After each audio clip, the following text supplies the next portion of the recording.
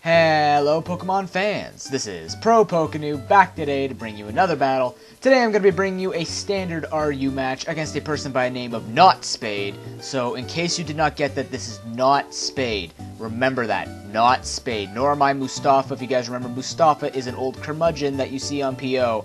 Not here, I'm a good looking veteran. But anyways, looking at his team, I just realized I think Archeops is the only RU on his team, unless I'm mistaken, because I just started looking at the changes in the tiers, and a lot of things have changed since I've checked the tiers. So, like I said, the whole team construction thing is going on. But, looking at his team, I'm not too concerned. I mean, Archeops is going to be very painful, so I'm going to need stuff like Rotom Cut and Kabutops, especially with the Aqua Jet, to try and bring him down to defeatist as quickly as possible. And which also means that Crustal's Stealth Rocks will be extremely important. Other than that, I don't know what this team really wants to do. Electrode is usually for rain or for something along the lines of Electro Ball type attacking. And I mean, you can run pretty much anything on Liepard. Once it gets Prankster, it's going to be even more fun. But in the ways it leads, I'm just thinking that Shelgon might be the best lead, actually, because like I said, I really don't know what's going on. And I don't see any rocks. I mean, I'm actually not sure if Archeops gets rocks, but I don't know if anything wants to set up, anything wants to go for Toxic, so I figured Shelgon with Protect would be the safest thing for me just to scout to see who he sends out, what enemy he goes for, and I can kind of gauge based on what he does there to see what the rest of his team does. So I'm going to lead off with Shelgon, and now I will see you at the battle. So, like I said, I'm just going to lead off with Shelgon. He's going to decide to actually lead off with his Liepard. So the game plan, obviously, is go for Protect, see what he's going to go for, and I see that he goes for the Fake Out. So this is obviously going to be some more of an offensive Liepard, but now he's going to switch out into Maractus. Now, if you guys remember, I do have Fire Blast, but I don't want to reveal that right away. I actually want to lull him into a false sense of security by first going for the Toxic. And now that he has Leech Seed up, I know for sure he's going to try and do something while he's in here, and I can start blasting with Fire Blast, which I do start now. But he goes for Spikes, so I'm assuming that these are the only hazards he can pretty much put up with his team, unless, again, something carries Stealth Rocks, which would only look like Archeops to me. But I'm going to send in my Crustal now, because I figured I should probably take this thing out as quickly as possible, threaten him out with the X-Scissor, but I'm actually going to go for Stone Edge, predicting him to switch into... I'm not sure. To be quite honest, I have no idea why I went for Stone Edge, but it does take him out nonetheless. But Archeops comes in, I know I need something to take this really well, so Shelgon's going to be my best option. He goes for Stone Edge. I'm just going to go for Protect to see if he keeps going for it. And I see he keeps going for Stone Edge, so since I don't see Head Smash, I'm going to try and waste these Stone Edges the best that I can. So I'm just going to keep going for Wish and Protect here as he goes for another Stone Edge as I Protect on it. But looking at that damage, that's a lot of damage to my Shelgon, and Shelgon is very bulky.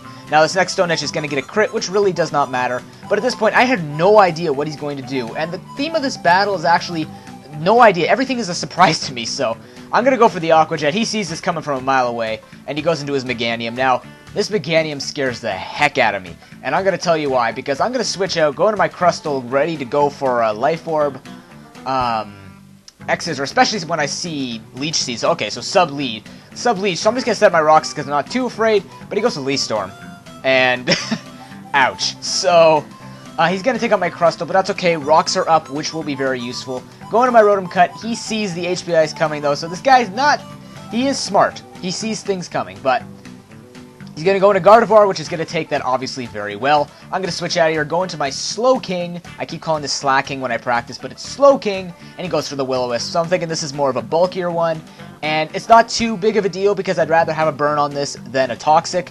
Technically, like, I mean, it's even better than Paralysis for me, just because it's so slow and it always has to move second anyways. But I do have Slack Off with this, so it's not a big deal. He's going to switch out, go into his Liepard.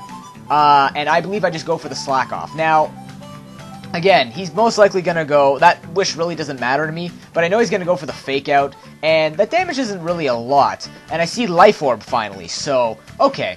At this point, I was not predicting a Sucker Punch. I just went for Slack Off, because the most thing that I was thinking about is, hey, I gotta heal. I have to heal. But then I realized, hey, it's a Dark type. This could hurt a lot. And when he goes for Pursuit...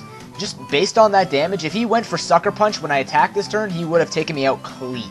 So I guess he was predicting me to switch out, which would make sense, but as a result of him predicting that, it's not going to work in his favor. He's going to go for the Volt Switch here with his Electrode, take out my Slowking. I really do not care, because now I'm going to get technically Switch advantage as he goes into Archeops. So I figured the best thing to do is just go back into Kabutops, threaten him out with the Aqua Jet. But he stays in, which makes me even more concerned. He goes for the EQ and he actually takes me out. Now, this is weird to me because I'm thinking, okay, that took it very, very well. I'm just going to pause this for a quick second. And I'm going, he's in Defeatist range. And he took out my Kabutops. Now, Kabutops is not the most frail thing in RU. It can take a hit pretty well. And I also figured, okay, Archeops is a pretty offensive Pokemon. But it turns out that he's banded. So that's not the only surprise, along with Leaf Storm and stuff like this. I'm just going to go for a Fake Out, take him out now, because I know he's at that range where he's going to die, and I have set up my Unburden. But here comes another surprise, ladies and gentlemen. Electrode outspeeds me, tries to go for a Thunder, but misses, unfortunately, which tells me that this Electrode is Scarfed. So, that's a pretty fast Scarfer, ladies and gentlemen. But now he's going to send in Meganium, and this is looking pretty bleak for him. But he could still technically make it in this battle, because I go for Close Combat, obviously, because that's the strongest move I can go for. I don't want to rely on Stone Edge too much, especially since he's trying to set up Leech Seed on me. But he does miss his first one, which kind of sucks. He's just going to go for the Protect here, try and get more HP back. Now here, I do get a crit, which does matter, because if he had gone for Leaf Storm, I'm thinking just based on the amount of damage that he had done to Crustle, he might have been able to take me out at -2. So it could have swayed the battle. I would only have Rotom Cut left, and it would be against both Gardevoir and Meganium, and I would have to lock myself into something, and most likely I would have to lock myself in the T-Boat, hopefully take out the Meganium, but again, it was kind of a little bit of hacks there at the end. But that was an excellent match, nonetheless. Not Spade. Comment, rate, and subscribe, everyone. I hope you enjoyed this battle. Yeah, I really have to learn more about these Pokemon now, especially since these tiers have changed. So I am in the middle of team construction. I have started it, and I've been taking a lot of time on it. So the next few uploads that you will see, if it's not the U-turnies, you will be seeing some new teams that will just not be fully explained, but they'll just be showing, you know, different ideas that I'm coming up with. Some things standard, some things not so standard, but hopefully work on the team. But again, this is all an experimental time, and I need to find my teams. I mean, I do have the other older teams that were doing pretty well, but I'm thinking they're a little outdated. So, looking for new modern teams. But anyways, thank you so much for watching, and I will see you next time. Until then, peace.